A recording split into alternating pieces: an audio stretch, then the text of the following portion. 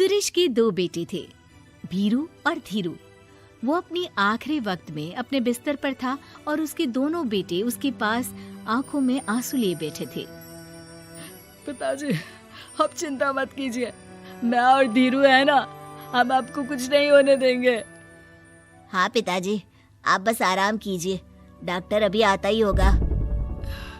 मेरे बच्चों, मेरा अंतिम समय आ गया है।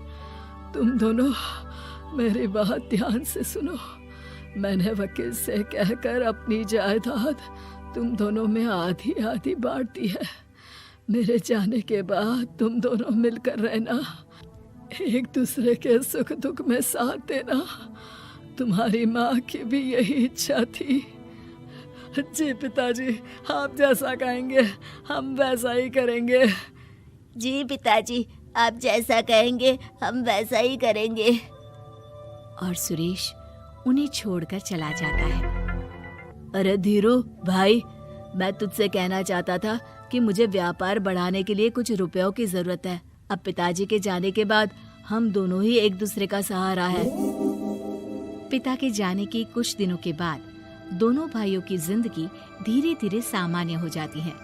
दोनों भाई अब अपना अपना व्यापार संभाल लेते हैं। दोनों एक ही घर में तो रहते हैं, लेकिन अब उनके रिश्ते में पहले जैसी बात नहीं रहती।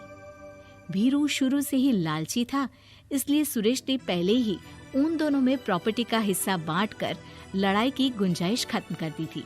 लेकिन पिताजी के जाने के बाद भीरू का लालच बढ़ने लगा। हाँ भैया, आप बताइए कि मैं आपकी किस तरह से मदद कर सकता हूँ। मुझसे जो बन पड़ेगा मैं करूँगा। अच्छा तो भाई, तू ना मुझे अपनी गाय दे दे। वैसे भी तू पढ़ा लिखा मॉडर्न लड़का है, भला तू गाय का करेगा क्या? लेकिन इससे मेरी ना बहुत मदद हो जाएगी। ठीक है भैया, आखिर भाई ही तो भाई के काम आता है। आप ले लीजिए मेरी गाय और उसे बेचकर आप उन रुपयों को अपने व्यापार में लगा लेना। बस फिर क्या था, भीरू अपने लालच की वजह से आए दिन धीरू से किसी न किसी बहाने पैसे या कीमती सामान ऐंठता रहता और बेचारा सीधा सादा धीरू उसकी मदद कर दिया करता। इसी तरह 2 साल बीत जाते हैं और दोनों भाई शादी कर लेते हैं। शादी होने के साथ ही अपनी बीवी के कहने पर भीरू अपना हिस्सा अलग कर लेता है। अब दोनों भाई अलग अलग रहने लगते हैं। अरे साधना, ये देखो, मैंने आज ही एक बड़ी डील साइन की है। ये शहर का सबसे बड़ी फैक्ट्री का मालिक है। इसके साथ व्यापार करके मेरे व्यापार में दिन दुनी रात चौगुनी तरक्की होगी। लेकिन इसकी बस एक ही शर्त है, अगर इसे हर हफ्ते सामान की पेमेंट नहीं दूंगा तो मुझे इसे जुर्माने के तौर पर बहुत बड़ी रकम देनी होगी। ये तो बड़ी ही चिंता की बात लगती है जी। अरे चिंता कैसी, मैंने पहले ही हिसाब लगा लिया है। मैं इसे हर हफ्ते पेमेंट भी दूंगा और एडवांस पे ऑर्डर भी, तो फिर चिंता काहे की। पास से गुजर रहा भीरू उन दोनों की सारी बातें सुन लेता है और फिर, अरे राधा, सुनती हो? उस धीरू ने आज एक बहुत बड़ी डील साइन की है। ये सुनकर ना मुझे बहुत बुरा लग रहा है। भीरू उसे सारी बात बताता है। तो ऐसे हाथ पे हाथ रख के गुस्सा करने से क्या होने वाला है? आप तो उस डील की कमजोर कड़ी जानते ही हैं, तो मारिए हथौड़ा। अगले दिन धीरू के घर में चोरी होती है और उसमें उसके वो रुपए भी चले जाते हैं जो धीरू डील के मुताबिक क्लाइंट को देने वाला था। फिर शर्त के हिसाब से धीरू को जुर्माने की रकम देने के लिए अपना घर गिरवी रखना पड़ता है और उसका व्यापार भी बंद हो जाता है। सुनिए जी, आप दिल छोटा मत कीजिए। आप कोई ऐसा बिजनेस कीजिए जिसे आप जल्दी से जमा सके और कम पैसों से भी शुरू कर सके। आप फल सब्जियों का व्यापार शुरू कीजिए।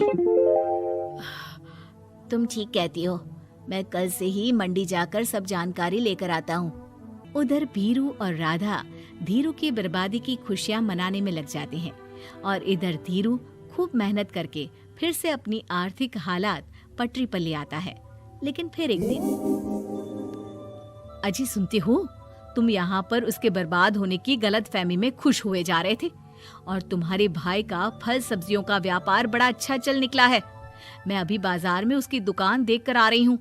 अरे भीड़ लगी हुई थी वहां तो। तो फिर जल्दी से अपने खुराफाती दिमाग से कोई आइडिया निकालो इस मुसीबत का।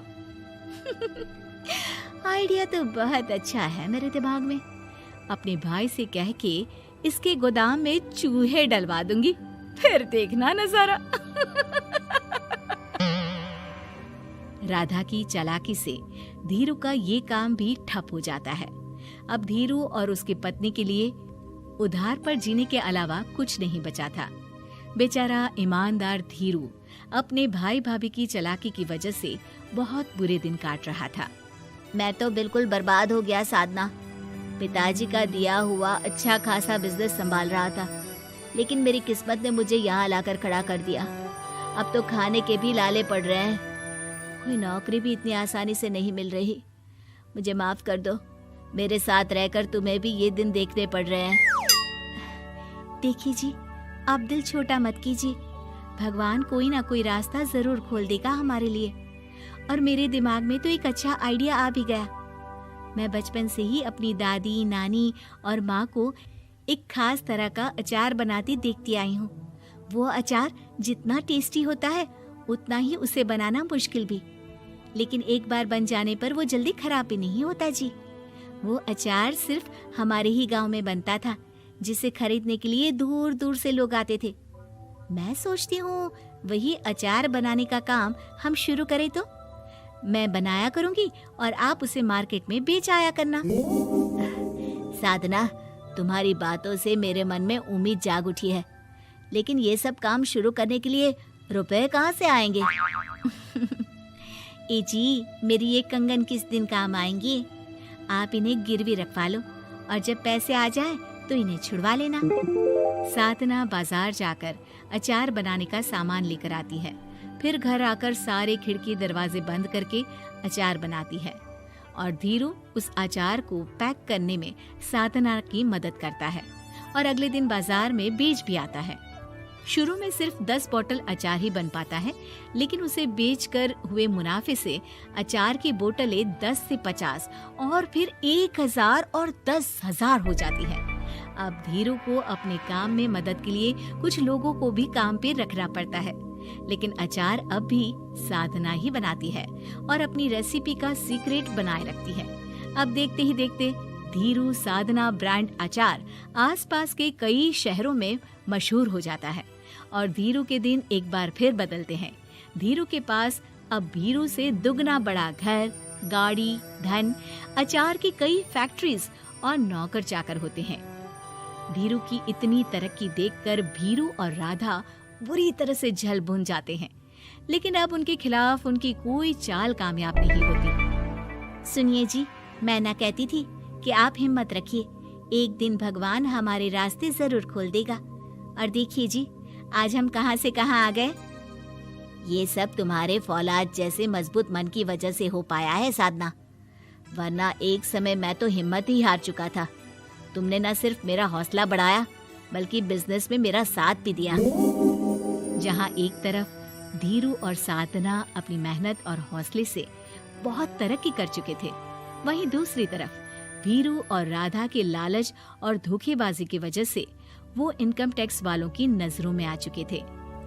भीरू के एक घर पर इनकम टैक्स वालों का छापा पड़ता है और भीरू को काला धन जमा करने के आरोप में जेल जाना पड़ता है।